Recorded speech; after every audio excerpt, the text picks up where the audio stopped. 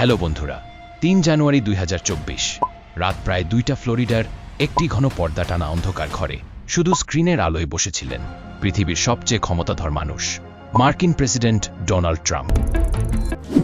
এটা কোনো সিনেমা ছিল না, তিনি লাইভ ফিড দেখছিলেন। তার সেনাবাহিনী হাজার হাজার মাইল দূরে একটি বাড়িতে হামলা চালাচ্ছে।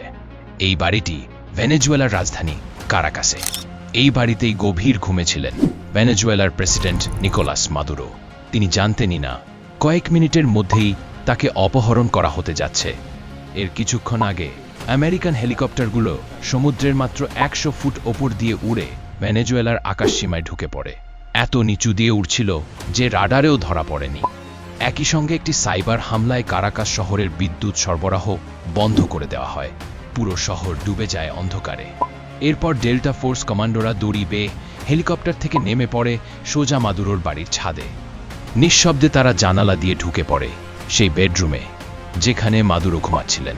তখন তার ঘুম ভেঙে যায়। তিনি ছুটে যান স্টিল দিয়ে তৈরি তার সেফ রুমের দিকে, কিন্তু দরজা বন্ধ করার আগেই তাকে ধরে ফেলে মার্কিন সেনারা। মাত্র ৫ মিনিটের মধ্যেই ভেনেজুয়েলার প্রেসিডেন্ট বন্দী হন।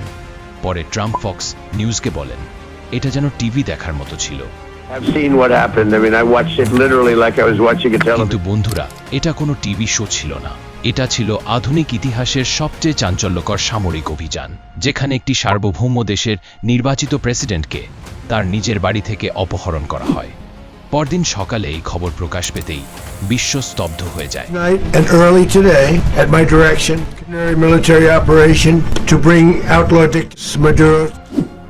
খবরের শিরোনাম ছিল, মধ্যরাতে অ্যাবসলিউট রিজার্ভ নামে অভিযানে কারাকাসের হৃদয় থেকে ভেনেজুয়েলার প্রেসিডেন্ট নিকোলাস মাদুরোকে গ্রেপ্তার করল যুক্তরাষ্ট্র। তখন দুটো বড় প্রশ্ন সামনে আসে। ১, আমেরিকা কেন এটা করল? ২, এটা কি এতটাই সহজ যে আমেরিকা চাইলে যে কোনো দেশের প্রেসিডেন্ট বা প্রধানমন্ত্রীকে তুলে নিয়ে যেতে পারে? তাহলে আন্তর্জাতিক আইন আর বিশ্ব ব্যবস্থার মানে কি? এখন কি সব দেশকেই এই ভয় থাকতে হবে? এবার আবার মূল বিষয় ফিরি।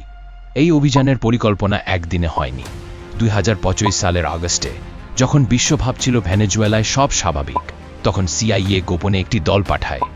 মাদুরো কোথায় থাকেন, কোথায় যান, কি খান, কি পরেন, এমনকি তার পোষা প্রাণীর তথ্য সংগ্রহ করা হয়। সরকারের ভেতর থেকেও একজন তথ্য দিত, কিন্তু এই মিশন ছিল ভীষণ ঝুঁকিপূর্ণ।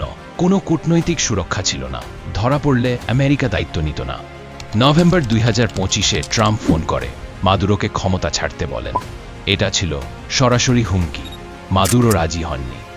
এরপর অপারেশন চূড়ান্ত পর্যায়ে যায়। One thing, Nicolas opportunities to avoid this. Multiple very and chose wild man chose instead to play. The result is কেন্টাকিতে মাদুরোর বাড়ির হুবহু নকল বানিয়ে ডেল্টা ফোর্স রিহার্সাল করে। ফাইটার জেট, নৌবাহিনীর বিমান আর রিপার ড্রোন মোতায়েন করা হয়। ২৫ ডিসেম্বর ট্রাম্প অপারেশনে অনুমোদন দেন। খারাপ আবহাওয়ার কারণে কিছুদিন দেরি হয়। অবশেষে ২ জানুয়ারি রাত ১০টা ৪৮ চূড়ান্ত নির্দেশ আসে। ২০টি ঘাঁটি থেকে ১৫০টির বেশি সামরিক বিমান উড়ে যায়। কারাকাসের রাডার ও এয়ার ডিফেন্স ধ্বংস করা হয়। এই হামলায় প্রায় ৪০ জন মারা যায়। রাত ২টা ১ হেলিকপ্টারগুলো মাদুরোর কম্পাউন্ডে পৌঁছায়। গুলি চলে। একটি হেলিকপ্টার ক্ষতিগ্রস্ত হয়, তবু অভিযান চালু থাকে। মাত্র ৫ মিনিটে মাদুরো ধরা পড়েন। এরপর তাকে ইউএসএস ইও জিমা গুয়ান্তানামো বে হয়ে নিউ ইয়র্কে নিয়ে যাওয়া হয়। শিকলে বাঁধা এক দেশের প্রেসিডেন্ট আমেরিকার মাটিতে। কিন্তু কেন? ট্রাম্প সমর্থকরা বলেন গণতন্ত্র, মানবাধিকার, মাদক। কিন্তু সত্যটা একটাই, তেল। ভেনেজুয়েলার কাছে বিশ্বের সবচেয়ে বেশি প্রমাণিত তেল মজুদ, ৩০৩ বিলিয়ন ব্যারেল। আজ এর ৬৩ কিনছে চীন। আমেরিকা এটা মেনে নিতে পারেনি। ড্রাগসের অভিযোগ? বিশেষজ্ঞরা বলছেন ভেনেজুয়েলা বড় কোনো ড্রাগ উৎপাদক নয়। ফেন্টানিল আসে মেক্সিকো থেকে। তবু ভেনেজুয়েলাকেই টার্গেট করা হলো। বিশ্বজুড়ে নিন্দা শুরু হয়। জাতিসংঘ বলেছে এটা আন্তর্জাতিক আইন লঙ্ঘন। অনেকেই একে বলছে নতুন যুগের উপনিবেশবাদ। শক্তিশালীরা নিয়ম বানায়, দুর্বলদের ওপর তা চাপিয়ে দেয়। মাদুরো ভালো শাসক ছিলেন কিনা সে বিতর্ক আলাদা, কিন্তু রাতের অন্ধকারে একটি সার্বভৌম দেশের প্রেসিডেন্টকে অপহরণ করে তার সম্পদের দখল নেওয়া, এটা কোনোভাবেই ন্যায় বিচার নয়। এটাই বাস্তবতা, এটাই আজকের পৃথিবী। এই রকম ভিডিও পেতে ভিডিওটি লাইক করে চ্যানেলটা সাবস্ক্রাইব করে দিন। ধন্যবাদ।